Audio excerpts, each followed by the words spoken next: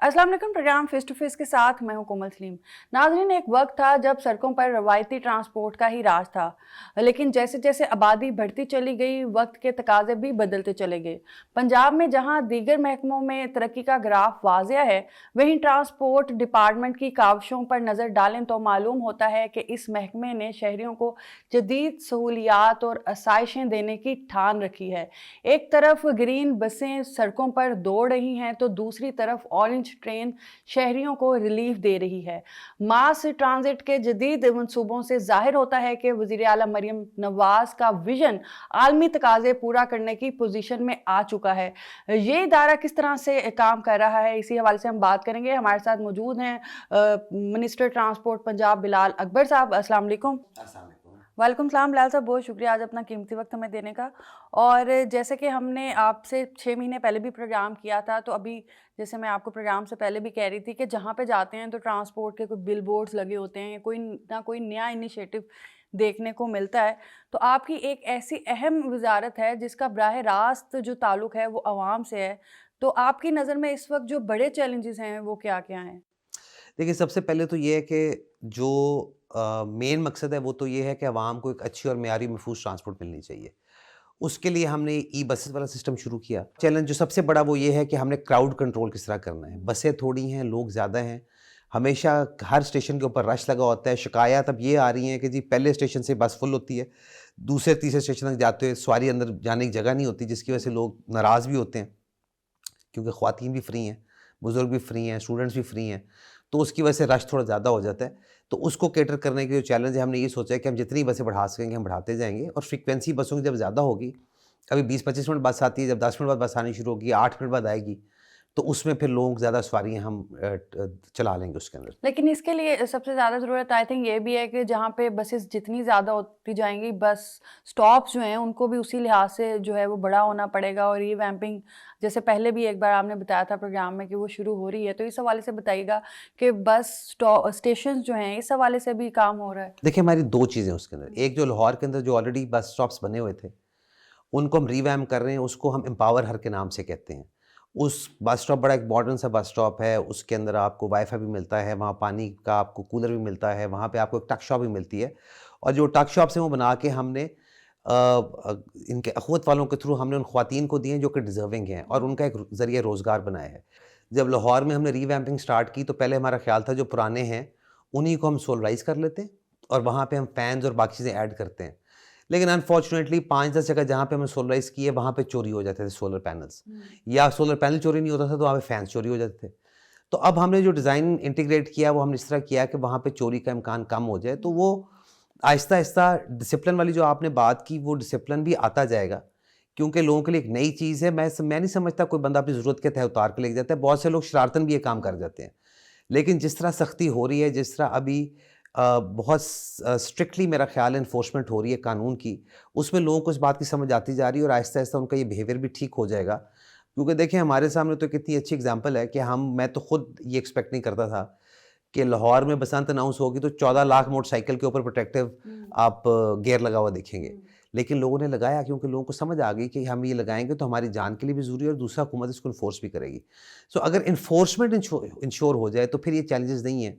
और अब हमने यही किया कि सेफ सिटी के साथ हम सारे अपने कैमराज़ वगैरह इंटीग्रेट कर रहे हैं। हमारी बसेस के भी कैमराज़ हम सेफ सिटी के साथ भी इंटीग्रेट किए हुए हैं, हमारे कमांड एंड कंट्रोल में भी हैं। तो आहिस्ता-आहिस्ता जब हम इसकी मॉनिटरिंग बढ़ाएँगे तो फिर चीज़ें ठीक हो जाएँगी। अच्छा, जैसे आपने अभी बसंत की बात की है, तो बसंत के हवाले से अगर बात करें तो उस टाइम पे भी जो ट्रांसपोर्ट है, पब्लिक ट्रांसपोर्ट, वो टोटली फ्री कर दी गई थी सीएम साहिबा की तरफ से। तो ये भी एक बड़ा इनिशिएटिव था, क्योंकि जितने तादाद में लोग पूरे पाकिस्तान से लाहौर में आए थे, फिर उनको मैनेज करना, वरना गाड़ियों का बहुत ज़्यादा एक ट्रैफिक रश हो जाता है। तो लोग कहते हैं कि इतने फंड्स कहाँ से आते हैं, इतने अच्छे से कैसे मैनेज हो जाता है? किस तरह से मैनेज किया, किस तरह से फंड्स को मैनेज किया जब हमने ओपनली सारी ट्रांसपोर्ट फ्री कर दी? इवन जो प्राइवेट कंपनीज थी उनके रिक्शाज वगैरह भी हायर किए गए थे। बिल्कुल ऐसे ही है। अच्छा, मैं आपको एक बात बताऊँ, ये हमेशा ये सवाल किया जाता है कि पता नहीं पैसे कहाँ से आ रहे हैं। अच्छा, मेरा ये ख़्याल है कि अगर आप काम करना चाहते हो ना, और आप काम करने का इरादा बन जाए, तो फंड्स तो होते हैं जिनको आपने मुख्तलिफ तरीके से, मतलब आप ये इतने सारे फंड्स होते हैं जो आप हेल्थ को भी दे रहे हैं, एजुकेशन को भी दे रहे हैं, ट्रांसपोर्ट को भी दे रहे हैं। प्रायोरिटी लगाने की बात है। अब जो हमारे 3 दिन बसंत के थे उसमें 20-20.5 लाख लोगों ने फ्री ट्रांसपोर्ट जो बसेस पे सफ़र किया, मेट्रोज़ पे सफ़र किया, ऑरेंज लाइन सफ़र किया, तकरीबन 20-21 लाख लोगों ने सफ़र किया। अच्छा, अभी हमारी चूँकि तादाद बसेस की बढ़ती जा रही है लाहौर में, सो नेक्स्ट ईयर जब होगा तो हम 30 से 35 लाख लोगों को भी कैटर कर सकते हैं उसके अंदर। तो ये कोई बहुत इसके बड़ा, साथ साथ प्राइवेट कंपनीज भी सीएम साहिबा ने देखिए हायर ना, की वो थी। हमारे लिए आसानी है, जितना डिजिटाइज होता जाएगा उतना आसानी होती जाएगी। अभी हमारी जितनी येंगो के साथ, इन ड्राइव के साथ हमारे रिक्शा चल रहे थे या हमारी टैक्सीज चल रही थी, वो भी हमने फ्री की हुई थी, क्योंकि वो उनका रिकॉर्ड पे आ जाता है क्या है। उसके अंदर लोगों ने थोड़ी सी एक गलतफहमी पैदा करने की कोशिश की कि आम रिक्शे भी वो समझ रहे थे फ्री हो गए, हालांकि बड़ा क्लैरिटी थी कि जो येंगो के थ्रू या इन ड्राइव के थ्रू होंगे सिर्फ वही फ्री होंगे। तो अल्हम्दुलिल्लाह कोई ऐसा हमें ऐसी शिकायत नहीं आई, कोई ऐसा हमें किसी ने कहा नहीं। लेकिन मैं समझता हूँ कि ये सीएम का एक बहुत बड़ा डिसीजन था और ट्रांसपोर्ट डिपार्टमेंट की पूरी टीम ने बड़ी मेहनत की इसके ऊपर और अल्हम्दुलिल्लाह हमने बड़ा अच्छे तरीके से उसको बताया। जिस दिन फर्स्ट डे ऑफ बसंत थी तो ऑरेंज लाइन के ऊपर जब हमारी ट्रेन आकर रुकती थी तो 40-50 गुड्डे उसमें से निकलते थे, क्योंकि वो हमारी ट्रेन की लाइन के ऊपर आकर डोरें भी गिरती थी, फिर हम रुकते थे बंदे, वो डोरें उठाते थे, गुड्डे उठाते थे और फिर आगे चलती थी, लेकिन सर्विस हमने डिस्टर्ब नहीं होने दी। और आप देखें कि एक वक्त था जब ये जो प्राइवेट कंपनीज हैं, इंटरनेशनल कंपनीज हैं, ये यहाँ से जा रही थी और वो कह रही थी कि यहाँ पे बिजनेस नहीं हो रहा, लॉस हो रहा है। और अब ये देखने वालों के लिए एक मिसाल है कि वही कंपनीज अब यहाँ पे दोबारा काम कर रही हैं और गवर्नमेंट के साथ काम कर रही हैं। देखिए वो ना, एक हम थोड़ा सा चीज़ों को पहले भी कोई पता नहीं, ये FMCG होता है, उसकी कंपनी थी बड़ी, एक मेजर कंपनी, वो छोड़ के जा रही थी पाकिस्तान को, तो बड़ा वाविला मच गया। देखिए जो इंटरनेशनल लोग जा रहे हैं, भाई इंटरनेशनल लोग जाने से कभी नुकसान नहीं हुआ। इसका मतलब है कि आपकी लोकल कंपनी स्ट्रेंथ पकड़ती जा रही है, जिनका मुकाबला इंटरनेशनल अपने लोग नहीं कर पा रहे मार्जिन की वजह से, इसलिए वो छोड़ के जा रहे होंगे, वरना पाकिस्तान जैसे मुल्क में बिजनेस की कमी तो है नहीं है। अभी हम लोग एक नई ई टैक्सी सर्विस भी लेके आ रहे हैं, बहुत जल्द हम इंशाल्लाह इनॉग्रेशन, उम्मीद तो हम नेक्स्ट, इसी मंसूबे के हवाले से बात करेंगे। जैसे अभी आप बात भी करते कि 50,000 एप्लीकेशंस जो हैं वो जमा हो चुकी हैं, तो मज़ीद कितनी हो रही हैं और टोटल मंसूबा क्या है? ई टैक्सी के लिए हमने एक स्कीम डिज़ाइन की 1100 ई टैक्सीज़ की, जिसके अंदर तकरीबन 300 का कोटा ख़वातीन का और बाकी 800 कोटा जो है वो बाकी लोगों का है।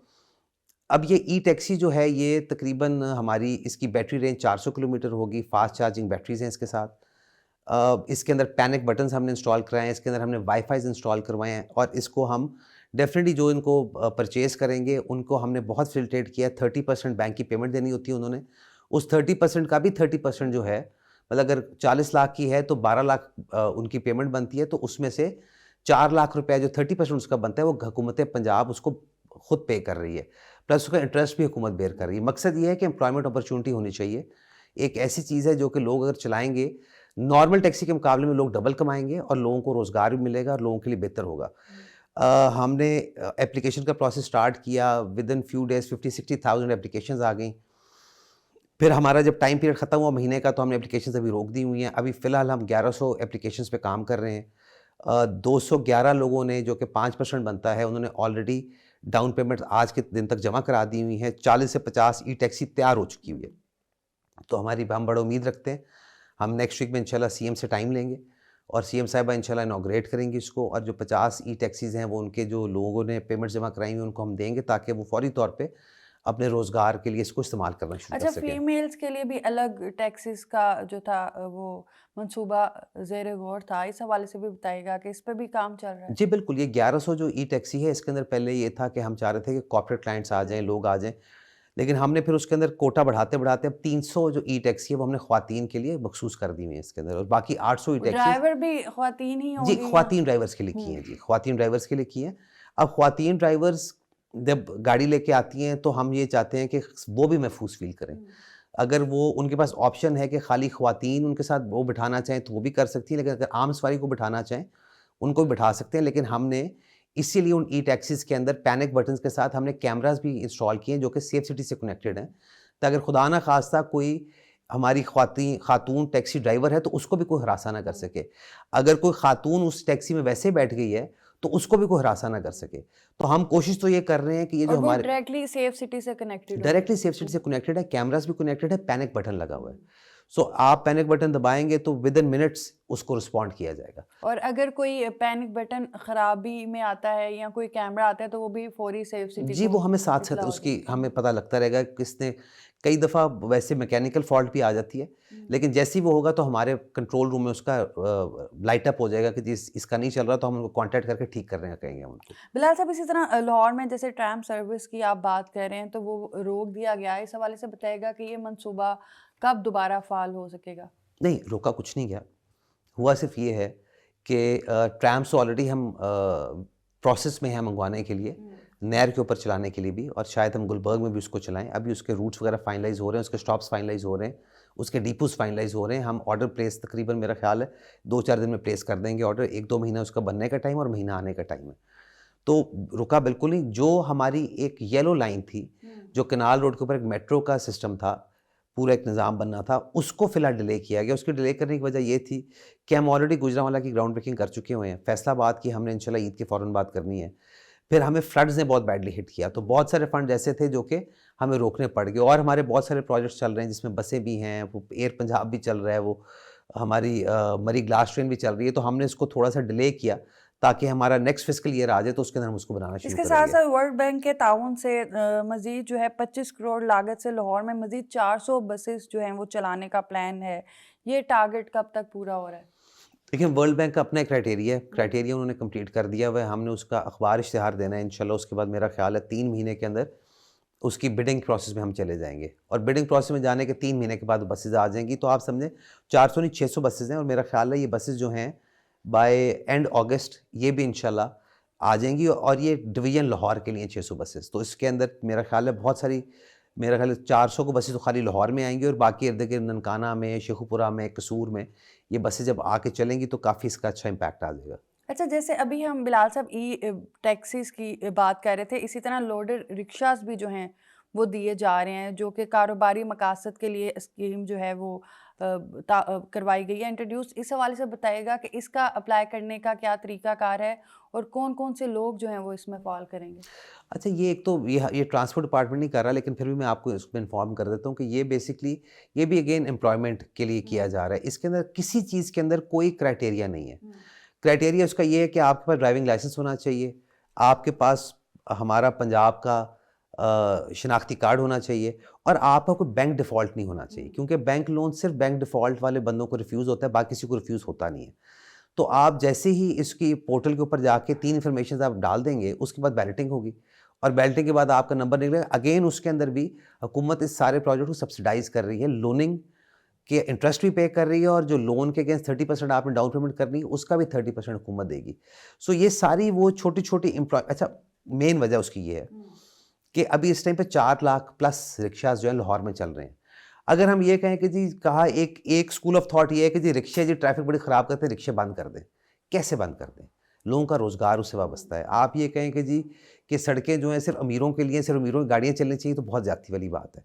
हाँ, मैं ये ज़रूर यकीन रखता हूँ कि अगर लाहौर में 2-2.5 हज़ार बस हमारे पास हो, जो कि हम करेंगे पूरी इंशाल्लाह इस 5 साल में, तो उसके बाद रिक्शे ऑटोमेटिकली ख़त्म हो जाएंगे, क्योंकि उसके बाद आपको रिक्शों की ज़रूरत नहीं पड़ेगी। आज अगर आपको एक बस आपके घर से 5 किलोमीटर बस स्टॉप उतार देती है, तो हर बंदा 5 किलोमीटर नहीं चल सकता। ये नहीं कि चलना चाहते नहीं है, सेहत की इजाज़त नहीं होती, बच्चे होते हैं, औरतें होती हैं, बुज़ुर्ग होते हैं। सो वो एंड अपनी जो जर्नी है उसको करने के लिए फिर वो रिक्शों का इस्तेमाल करते हैं। तो अगर लाहौर में हमने स्मॉग को ख़त्म करना है तो उसमें ज़रूरी था कि अगर रिक्शे भी चल रहे हैं तो उनको भी हम इलेक्ट्रिक के ऊपर लेके जाएँ। लोडर रिक्शा चल रहा है तो उसको भी इलेक्ट्रिक पे लेके जाएँ, ताकि हमारी एमिशंस कम होनी शुरू हों। तो ये मेन मकसद था उसको लेकिन लाने इसमें का। जो मज़ीद सबसे बड़ा मसला आता है, सबसे ज़्यादा अगर अंदरून शहर की बात की जाए तो वहाँ चिंची रिक्शास का आता है, जो पहले भी हमने प्रोग्राम में डिस्कस किया था। तो इसका क्या हल निकाला गया है कि चिंची रिक्शास इसी तरह चलते रहेंगे या इनको भी कोई ऑल्टरनेट बिजनेस या कोई ऐसा ऑप्शन है इनके लिए? देखिए, हमारी तो कोशिश यही है कि किसी का रोज़गार ना छीना जाए सबसे पहले। अभी हमारे लिए एक बहुत अच्छी लर्निंग थी ये जो बसंत हुई, कि अगर आप मेन सारे ट्रैक्स जो हैं उन पे आपकी बसें चल रही हों, तो इस अंदरून शहर में आपने दिल्ली गेट है या आपका कुभाटी गेट है या और जो हैं, उसके अंदर जो लोग काम करते हैं, जो रहते हैं, उनके इस्तेमाल के लिए आपने क्या यूज़ करना है। तो हमें ये समझ आइए कि अगर हम उनको खाली वॉकिंग स्ट्रीट्स बना दें और वहाँ पे हम गोल्फ कार्ट्स का इस्तेमाल शुरू कर दें, जैसे कि भी सदर बाज़ार में भी हो रहा है और जगह पे भी हो रहा है, तो वहाँ पे बहुत इजीली हम चीज़ों को कैटर कर सकते हैं। तो उसकी पूरी लेकिन प्लानिंग की एक ज़रूरत है। उसकी हमने एक लाहौर ट्रांसपोर्ट स्टडी की थी।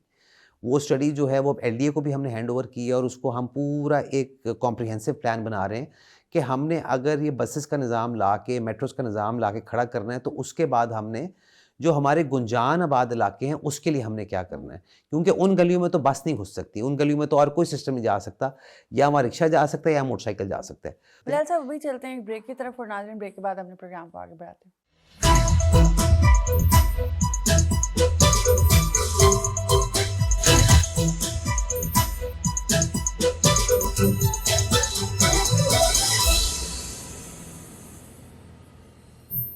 वेलकम बैक नाज़रीन। बात हम कर रहे हैं ट्रांसपोर्ट का क्या निज़ाम है पंजाब में और किस तरह से बेहतरी आ रही है जदीद टेक्नोलॉजी को देखते हुए।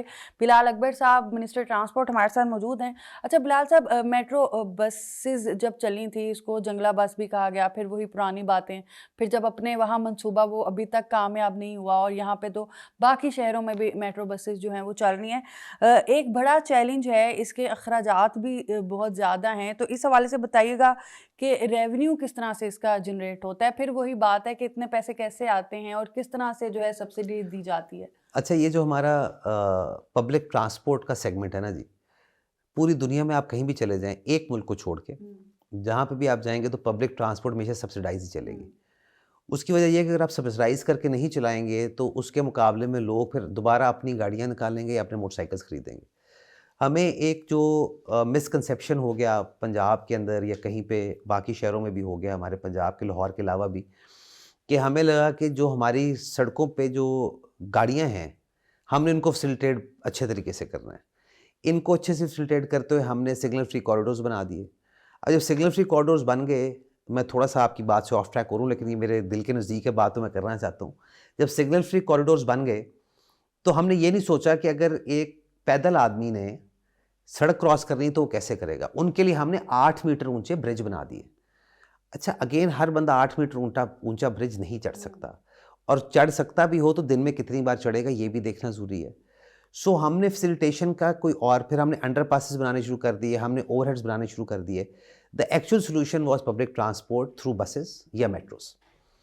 जिस टाइम पे शहबाज साहब ने पहली मेट्रो बनाई उस टाइम पे बड़ा क्रिटिसाइज़ किया गया, बहुत कहा गया कि जी जंगला बस है, इसकी ज़रूरत ही नहीं है, पाकिस्तान गरीब मुल्क, तो ये अच्छा गरीब मुल्क होना कोई बुराई नहीं है, और दूसरी बात ये हम इतने भी गरीब नहीं जितना हमें बताया जाता है। उसके बाद जब ये मेट्रो चली, लोगों को फैसिलिटी मिलना शुरू हुई, तो पूरे पंजाब के हर शहर से आवाज़ आनी शुरू हो गई जी हमें भी मिलनी चाहिए। फिर ये रावलपिंडी में बन गई, मुल्तान में बन गई, अब हम इसको एक्सपेंड करके लेके जा रहे हैं, गुजरांवाला में, फैसलाबाद में, लाहौर में एक और मेट्रो लाइन आना चाहते हैं। हमारे पास इस टाइम सरगोदा की स्टडी चल रही है, डीजी खान की स्टडी चल रही है, साहिवाल की स्टडी चल रही है, जहाँ जहाँ ज़रूरत होगी हम मेट्रो बनाना चाहते हैं।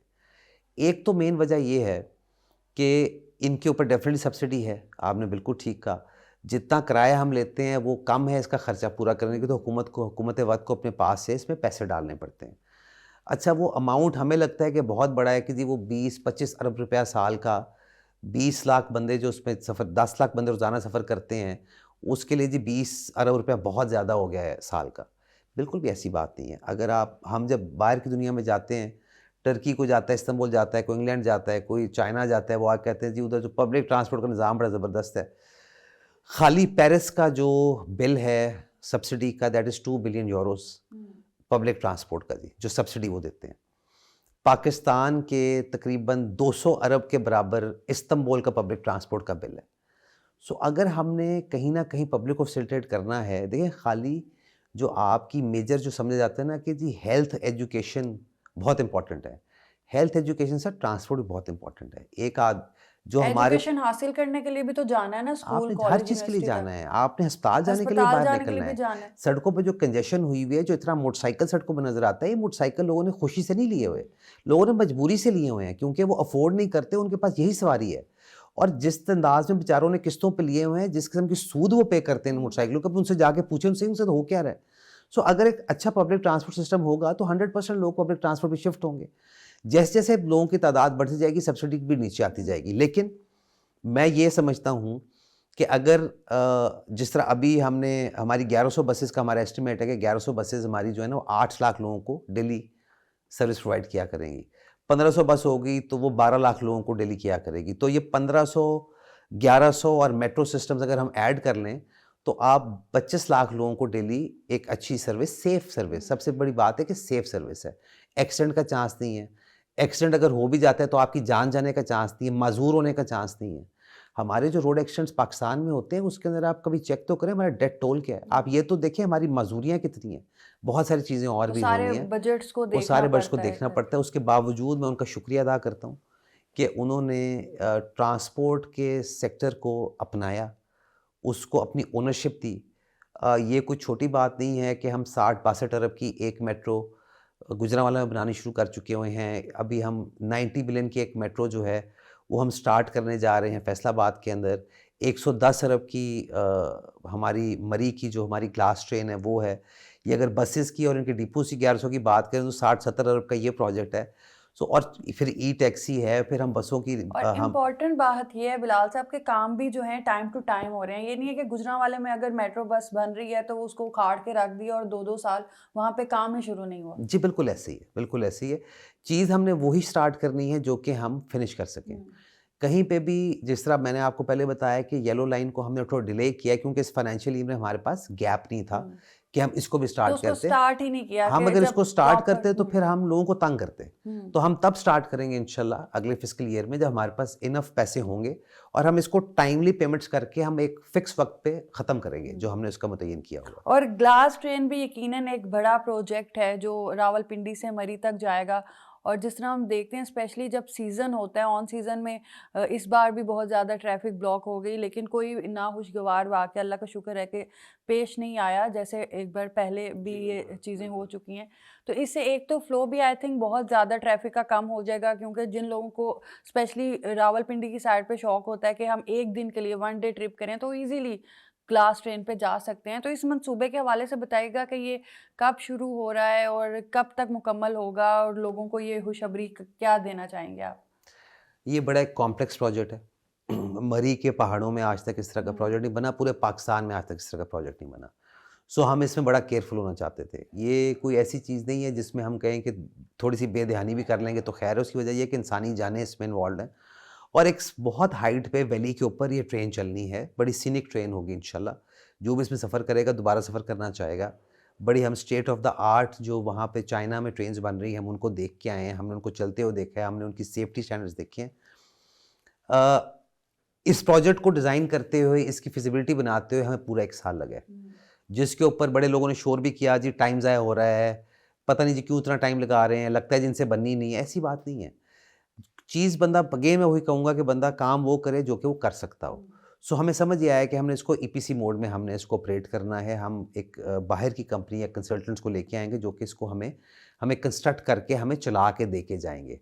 ऑल्दो उसकी कॉस्ट 10-15% शायद ज़्यादा हो, लेकिन फिर एक चीज़ मयार की बन जाएगी क्योंकि आज से पहले पाकिस्तान की किसी भी फ़र्म ने इस लेवल की इंजीनियरिंग नहीं की हुई थी।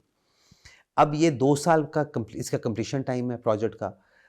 इसकी जो हमारे टेंडर डॉक्यूमेंट्स लोगों ने जमा कराए हुए हैं 5-6 कंपनीज़ ने इंटरनेशनली कराए हुए हैं, जिसमें फ्रेंच भी हैं, ब्रिटिश भी हैं, जिसके अंदर चाइनीज़ भी हैं, जो कि इंटरेस्टेड हैं यहाँ पर काम करने के लिए, जो कि बनाना चाहते हैं इसको। सो उनके टेंडर ओपन होंगे 16 मार्च को।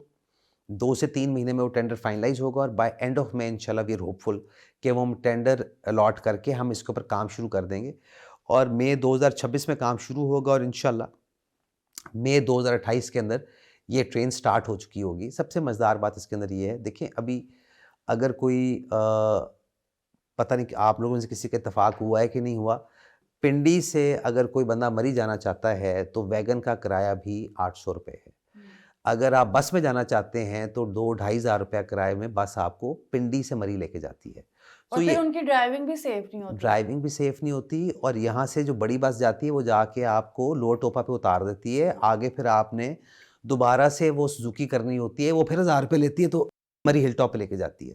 अच्छा, और ये हिल टॉप तक जाएगी जो ये आपके मरी हिल टॉप पे, मरी के अंदर जो ऑलरेडी बस डिपो बना हुआ है हमारा, वहाँ पे जाके आपको उतारेगी। और ये खाली ये नहीं होगा कि 400 रुपये दे के सवारी पहुँच गई, ये 1000 रुपये एग्जेक्टिव वाले दे के पहुँच गए हैं तो वहाँ जाके बेयारो मददगार खड़े, उनको पता नहीं अब जाना कहाँ है। इसके साथ कंप्लीट कॉम्प्रिहेंसिव ट्रांसपोर्ट निज़ाम आपको मिलेगा। आपको वहाँ पर इलेक्ट्रिक व्हीकल्स, इलेक्ट्रिक बसेस मिलेंगी जो कि वहाँ से आपको बूरबन लेके जाएंगी, जो कि वहाँ से आपको माल रोड लेकर जाएंगी, जो कि वहाँ से आपको इवन आपको नथिया गली तक लेके जाएंगी, ताकि एक फैमिली अगर गई है तो जाने के बाद वहाँ मरी जाके तो वो लुटना ना शुरू हो जाए। एक बार आप उतर गए अपने सामान से, तब आपको पता नहीं, आप गाड़ी में तो बंदा कहीं भी जा और सकता है। इवन वहाँ पे जो टैक्सीज आपको इन नथिया गली या यूबिया या इस तरह लेके जाती हैं, उनके फेयर्स भी बहुत ज़्यादा हाई बिल्कुल, होते हैं। बिल्कुल। तो हम इसीलिए चाह रहे हैं कि हम कंप्लीट एक निज़ाम लेके जाएँ, ताकि एक टूरिस्ट डेस्टिनेशन है, उसका मज़ा भी लोग ले सकें। अभी जाते हैं 20-20 हज़ार गाड़ी इकट्ठी एंटर हो जाती है, पूरा दिन गाड़ियों में फँस-फँसा के आप रात को ख़राब होके वापस आ जाते हैं। आप बैठेंगे 40 मिनट में आपने जाना है, 40 मिनट आपकी वापसी है, जितनी देर आप घूमना चाहें घूमें फिरें, रात को रुकना है रात रुक जाएँ, उसके बाद सुबह उठे वापस आ जाएँ। तो हम इंशाल्लाह कोशिश कर रहे हैं कि मरी को, वैसे भी मरी डेवलपमेंट प्लान के अंदर बहुत ज़्यादा काम हुआ है, मरी की डेवलपमेंट भी बहुत ज़बरदस्त हो रही है। पानी के वहाँ पे सोर्सेज़ को बढ़ाया गया है, वहाँ पे स्ट्रीट लाइट्स में इज़ाफ़ा किया गया है, सड़कें बनाई गई हैं, जो इल्लीगल कंस्ट्रक्शन थी, एनक्रोचमेंट, उसको तोड़ा पहली गया है। बार हुआ है कि मरी हाईवे एक्सप्रेस वे जो है वहाँ पे स्ट्रीट लाइट्स अब लगी और हुई हैं। कितनी खूबसूरत लगती हैं, कितना खूबसूरत, आप उनको देख के लगता ही नहीं कि आप पाकिस्तान में फिर रहे हैं। बिल्कुल। अच्छा, इसके साथ-साथ जैसे ऑरेंज लाइन ट्रेन यकीनन शहरियों के लिए बहुत फ़ायदा पहुँचा रही है, इसके साथ-साथ दीगर शहरों में भी ऑरेंज लाइन ट्रेन का मंसूबा शुरू करने के लिए मनसूबाबंदी हो रही है। देखिए, जब जिस टाइम पे ऑरेंज लाइन ट्रेन बनी थी ना, तो ये हम इसको कहते हैं light weight, light rail train जी। अच्छा, ये उस टाइम पे लेटेस्ट टेक्नोलॉजी थी। तो उस टाइम पे इसको अपनाया गया, क्योंकि पूरी दुनिया में ये सक्सेसफुल एक मॉडल चल रहा था। अब उससे काम आगे चला गया, अब एसआरटीज़ भी आ गई हैं, अब इससे भी और बेहतर ट्रेन्स आ गई हैं। सो अब जहाँ पे भी बनेगा, या तो हम एसआरटीज़ बनाएँगे, जो हम आपने ट्रैम देखी है, हमने जो लाहौर की सड़क पे चला के भी आपको दिखाई, वो भी एग्ज़ैक्ट सेम यही बॉडी वाली ट्रेन है, सिर्फ़ व्हील्स के ऊपर है। उसकी मेंटेनेंस कम है, उसका चलाना आसान है, हम उसको बेहतर तरीके से इलेक्ट्रॉनिकली हम उसको कर सकते हैं। तो हम अब अभी फ़िलहाल जो हम नई प्लानिंग कर रहे हैं, वो सारी हम एसआरटीज़ के साथ कर रहे हैं, लाइट लाइट रेल ट्रेन के ऊपर नहीं कर रहे हैं जी। अंडरग्राउंड रेल के हवाले से भी मंसूबा था, क्या वो भी मंसूबा आगे बढ़ेगा? ये पता नहीं आपको खबरें देता कौन है, क्योंकि ये बाकी प्रोग्राम हमारा है। असल में हमारा प्रोग्राम था कि जो है ना जी, हमारा कैनाल रोड का ट्रैक जो है ना जी, उस पे जब हम मेट्रो बनाने की बात करते हैं, तो वहाँ पे जिस तरह मर्ज़ी डिज़ाइनिंग कर लें, वहाँ पे ट्री कटिंग इन्वॉल्व हो जाती है। और ऑब्वियसली हम नहीं चाहते कि पहले ही लाहौर में दरख्त कम है, इतने अच्छे दरख्त, खूबसूरत एक आपकी सड़क है, उसकी ट्री कटिंग की जाए। तो हमने बेसिकली जो हमारी येलो लाइन हमने प्लान की थी एसआरटीज़ के साथ, वो हमने प्लान ही उसको अंडरग्राउंड किया हुआ है। हम चाहते हैं कि हम उसको कट एंड कवर के साथ नीचे प्री फैब्रिकेटेड बॉक्सेस बनाएँ, वो रख के उनको कवर करते जाएँ, और उसके ऊपर एक पूरा ट्रैक बन जाए और अंडरग्राउंड उसके स्टेशंस बन जाएँ। उसकी तकरीबन हमारे पास मेन फिज़िबिलिटी तो बन गई है, उसके डिटेल डिज़ाइन हम बना रहे हैं, और इंशाल्लाह हमें उम्मीद है कि जब हम कंस्ट्रक्शन शुरू करेंगे तो वही मॉडल अप्रूव होगा। इसके साथ-साथ स्टूडेंट्स के लिए, जैसे अभी हम फीमेल्स के लिए ई टैक्सीज़ की बात कर रहे थे, तो स्टूडेंट्स के लिए भी मोटर बाइक्स के हवाले से जो है वो ऐलान किया गया, जिसमें तकरीबन 19,000 पेट्रोल मोटरसाइकिल्स थीं और 8,000 से ज़ायद इलेक्ट्रिक मोटर बाइक्स थीं। इस हवाले से बताइएगा कि माज़ी में तो डेफ़िनेटली ऐसी मिसाल नहीं मिलती, फिर वही बात है कि फ़ंड्स कहाँ से आ गए और इतना ज़्यादा किस तरह से काम हो गया। लोग पूछते हैं कि पंजाब में इतना ज़्यादा काम कैसे हो रहा है? तो मज़ीद भी इस तरह के जो हैं वो मंसूबे ज़ेर गौर हैं स्टूडेंट्स के लिए? बिल्कुल ऐसे ही जी, 20,000 बाइक्स का मंसूबा था, 19,000 पेट्रोल बाइक्स, 1000 ई बाइक्स। लेकिन जब अ, अप्लाई किया तो तकरीबन 3-4-5,000 बच्चियों ने अप्लाई कर दिया, कॉलेज स्टूडेंट्स ने अप्लाई कर दिया। तो सीएम ने उनको भी अलाउ कर दिया कि लेना चाहें तो उनको भी आपने अलाउ करना है और उनको आपने देना है। तो अभी तक हम 21,000 बाइक्स तकरीबन डिस्ट्रीब्यूट कर चुके हैं, जिसके अंदर हमारी 3500 ई बाइक्स हैं और तकरीबन 16,500 हमारी पेट्रोल बाइक्स हैं।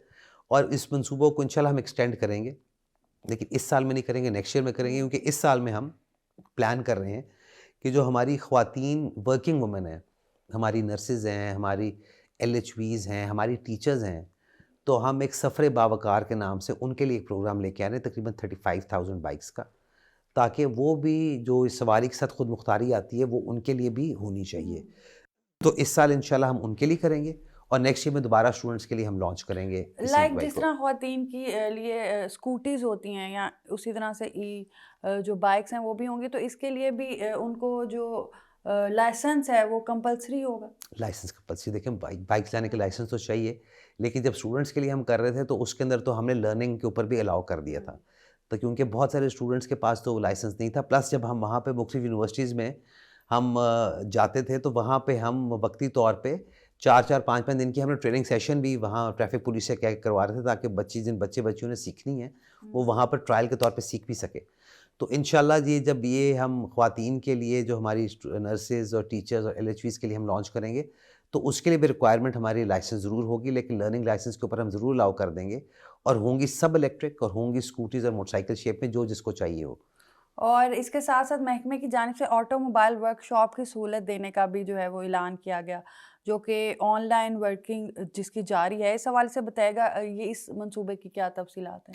इस और ये भी मंसूबे एक की नया इनिशिएटिव है। इसकी तफसीलात ये हैं, देखें जी, हमने तो हमारी ख्वाहिश है कि लाहौर में स्मॉग कम से कम हो। जो हमारी व्हीकल फिटनेस है, अभी तक सिर्फ हम कमर्शियल व्हीकल्स की चेक करते हैं, और विक्स हमारा सिस्टम है, उसके थ्रू हम चेक करते हैं। जो हमारी प्राइवेट व्हीकल्स हैं, ना मोटरसाइकिल ना गाड़ियाँ, उनकी आज तक किसी किस्म की फ़िटनेस किसी ने चेक ही नहीं की है। सो ये ट्रांसपोर्ट डिपार्टमेंट का इसके अंदर ज़िम्मेदारी बनती है कि हम उन गाड़ियों को भी चेक करें, जो गाड़ियाँ अनफिट हैं रोड पे आने के लिए, उनको हमें बंद करना चाहिए। सो अभी हमने बजाय इससे कि हम एक और इंटरनेशनली बड़ा जाइंट लेके आ जाएँ और उसको पूरा पंजाब पकड़ा दें, तो हमने यही सोचा कि हम क्यों ना लोन्स की अरेंजमेंट कर लें। बड़ी सिंपल इसकी मशीनरी होती है, 40-50 लाख की सारी मशीनरी आती है, जिसके अंदर एमिशन टेस्टिंग भी कर सकते हैं, जिसमें आप ब्रेक टेस्टिंग भी कर सकते हैं, लाइट टेस्टिंग भी कर सकते हैं, और जितने छोटे मोटे सेफ्टी स्टैंडर्ड्स हैं आप चेक कर सकते हैं।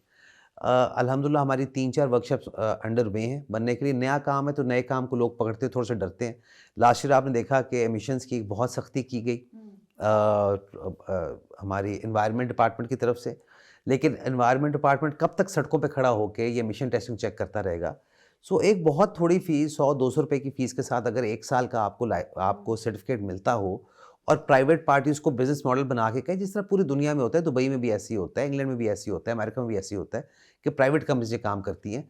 सो अब जब लोगों को समझ आई है कि इम्प्लीमेंटेशन एक्चुअली होनी है, तो अब हमारे पास एप्लीकेशंस का अंबार लगना शुरू हो गया। तो हमें उम्मीद है कि हम इंशाल्लाह विदिन 2 ईयर्स 4 से 500 इस तरह की वर्कशॉप्स हम बनाने में कामयाब हो जाएंगे अक्रॉस पंजाब, जहाँ पर आपकी व्हीकल टेस्टिंग प्राइवेट गाड़ियों की भी शुरू हो जाएगी। अच्छा, जैसे हमने पहले भी एक बार प्रोग्राम में बात की थी कि अगर हम यूरोप की बात करें या जापान की बात करें या स्पेशली चाइना की बात करें, तो वहाँ पे साइकिलिंग का रुझान बहुत ज़्यादा है, और वो साइकिल को ऐसा कुछ नहीं समझा जाता कि आपका स्टेटस कम हो रहा है कि आप साइकिल चला रहे हैं। तो यहाँ पे अगर हम इस ट्रेंड को मुतारिफ़ करवाएं, और साइकिल के सफ़र की पॉलिसी आप क्या समझते हैं कि आनी चाहिए कि लोग भी साइकिलिंग करें, ताकि बाइक्स का रुझान जो है वो कम हो। और अब जिस तरह से बसेस थ्रू आउट चलने जा रही हैं और प्रॉपर मैपिंग के थ्रू जो है इसका काम हो रहा है, तो अगर किसी ने सिर्फ बस स्टेशन तक ही जाना है, तो मोटर बाइक से ज़्यादा जो है वो साइकिल को जो है वो इम्पोर्टेंस दे। बड़ी आप ज़बरदस्त बात की है। देखिए, ये सबसे पहले तो अगेन एक सैड बात ये है कि लाहौर जैसे शहर के अंदर हर सड़क के साथ साइड वॉक अवेलेबल नहीं है, जहाँ पर आप पैदल भी चल सकें। सो वो अक्सर आप या कच्चे में चल रहे होते हैं या आप रोड के ऊपर चल रहे होते हैं। तो अब LDA को ये ड्यूटी दी गई है कि आप पहले साइड वॉक, सारे पूरी हर सड़क के साथ आपकी साइड वॉक होनी चाहिए, क्योंकि हमारा एक कॉन्सेप्ट दे दिया गया कि जी गर्मी बहुत होती है, लोग चलना नहीं चाहते, सर्दी बहुत होती है जी, लोग चलना नहीं चाहते। बिल्कुल भी ऐसी बात नहीं है। दुनिया के वो मुल्क भी हैं जहाँ हमसे ज़्यादा गर्मी पड़ती है, हमसे बहुत ज़्यादा सर्दी पड़ती है, लोग फिर भी पैदल चलते हैं, लोग साइकिलों पे जाते हैं। एक हेल्थ का भी आपका ख्याल हो जाता है, एक सस्ती सवारी है, आपको ना पेट्रोल का खर्चा ना मेंटेनेंस का खर्चा। तो अगर लोगों को फैसिलिटी दी जाएगी तो लोग ज़रूर इसको और इस्तेमाल वो भी करेंगे। पब्लिक ट्रांसपोर्ट में कंसीडर होती हैं, क्योंकि वो आप अपना कार्ड रिचार्ज करें और जी साइकिल लें बिल्कुल और ऐसे आप ही है, चले जाएं। बिल्कुल ऐसे ही। अगेन वो जो आपने कहा कि माइंडसेट चेंज कैसे आएगा और लोग कैसे एक्सेप्ट करेंगे, और जो लोग फ़ैन चुरा के ले जाते हैं या वो सोलर पैनल चुरा के ले जाते हैं। सो एक्चुअली हम एक प्लान पे बिल्कुल काम कर रहे हैं, स्पेशली जो यूनिवर्सिटीज़ के पास, कॉलेजेस के पास जो इस तरह की मसरूफ़ सड़कें हैं उसके ऊपर, जिस तरह आपकी बाकी दुनिया में, जिस तरह आपने कहा कि आप कार्ड टैप करें, अपनी साइकिल निकालें, जहाँ पर आप छोड़ना चाहें वहाँ वापस पार्क करें, और आपको उसके राइड के घंटों के हिसाब से आपसे किराया चार्ज कर लिया जाए। और अगेन उसको फिर सिक्योर करने के लिए, क्योंकि यहाँ तो गटर का ढक्कन को नहीं छोड़ता, तो उनको सिक्योर कैसे करना है, फिर सेफ सिटी अब बहुत इफेक्टिव हो चुका हुआ है।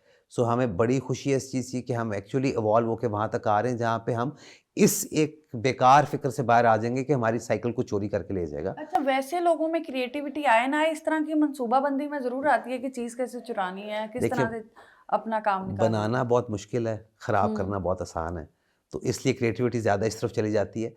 वरना वाकई आपकी बात ठीक है, हमारे लोग बहुत क्रिएटिव हैं और अच्छी चीज़ पे भी ज़हन लगाएं तो उसको बड़े अच्छे तरीके से चलाते हैं, लेकिन शरारत के तौर पे या हमारे एक ऐसी एलिमेंट बना हुआ है जिसको हम कहते हैं जी नशई ढक्कन उठा के ले गया।